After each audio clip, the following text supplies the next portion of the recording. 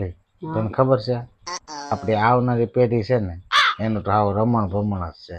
કેમ? કેમ કે એને સલાહ દેવા વાળા વડીલમાં આપણે જઈશું.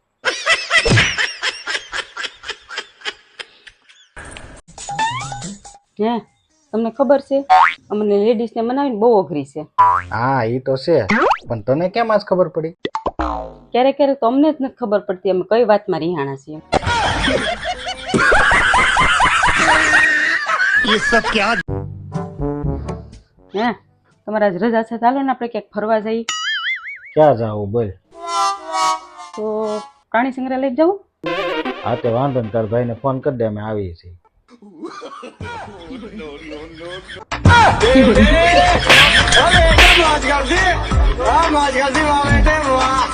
હાલો, કોણ બોલે છે? હંસાબેન બોલે છે? ના રે ના, નીતુબેન નારણભાઈ મકવાણા. અરે ડોબા જેવી હવે તું હારે આવીશો, હવે પાછળ મારું નામ લાગે.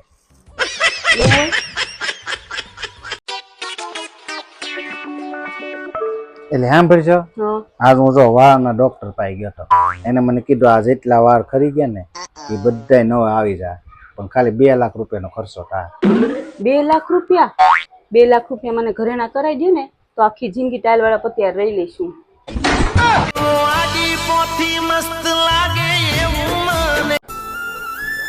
ઓય માની જાઓ ને, એવું શું કામ કરો છો? માની જાઓ ને. આ જો કેવો હારું મસ્ત મસ્ત જમવાનું છે, પનીર ટીકાનું શાક છે, કાજુ કરીનું શાક છે, જીરા રાઈસ છે, દાલ ફ્રાય છે. માની જાઓ ને.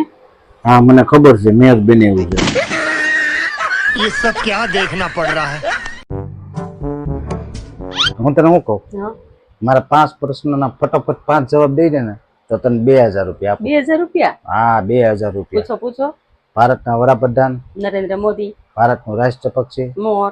મારો ફેવરિટ કલર બ્લેક. મારું ફેવરિટ ફ્રૂટ પાણીપુરી. और મારા ખિસ્સામાં 5000 સોયરા થઈ ક્યાં મૂક્યા? ચોખંડ ડબ્બામાં. હા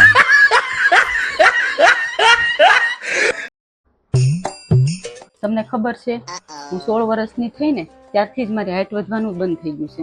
એમાં એટલી બધી ચિંતા શું કામ કરશો? તારો જીભડો તો વધતો જાય છે ને. बरोबर से बरोबर से।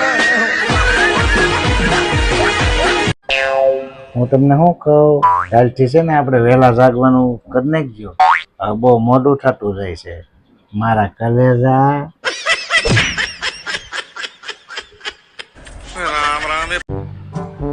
જીવનમાં બધું મૂકી દે પણ તમારે લોહી પીવાનું નહીં મૂકો.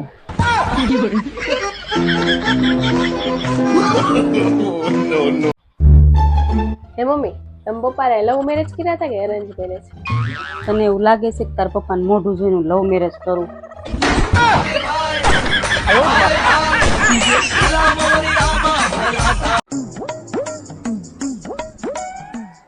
જો તમારા માટે હું ટી શર્ટ લાવી. શું વાત કરે છો? લઈ લઈ જોવા દે. અરે વાહ મસ્ત છે, મને ગમે એવું. કેટલાને લાગે? 5000 ની સાડી આરે ટી શર્ટ ફ્રી હતું.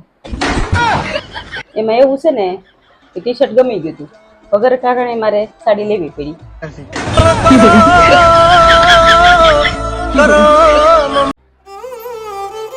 તમે કેમ આજ મને બહુ દુખી દુખી એવું લાગો છો? હું કઈ દુખી બુખી નથી, અને તું આ નવા નવા ટોનમાં વાત કરવાનું રહેવા દે. તું અહીંથી જા, તારું કામ કર. એક સવાલ પૂછું? હા પૂછ. તું કઈ પૂછ્યા વગરની તો રહેવાની નથી. તમે આ જિંદગીમાં ક્યારે ખુશ હતા? જ્યારે આપણા લગ્ન થયા ને ત્યારે હું બહુ ખુશ હતો. મને મોટો આ બધાની જેમ મારે પણ પત્ની આવશે, ગરમ ગરમ ખવડાવશે, ત્યારે હું બહુ ખુશ હતો. અને દુખી ક્યારે થયા? આપણા લગ્ન થયા ત્યારે.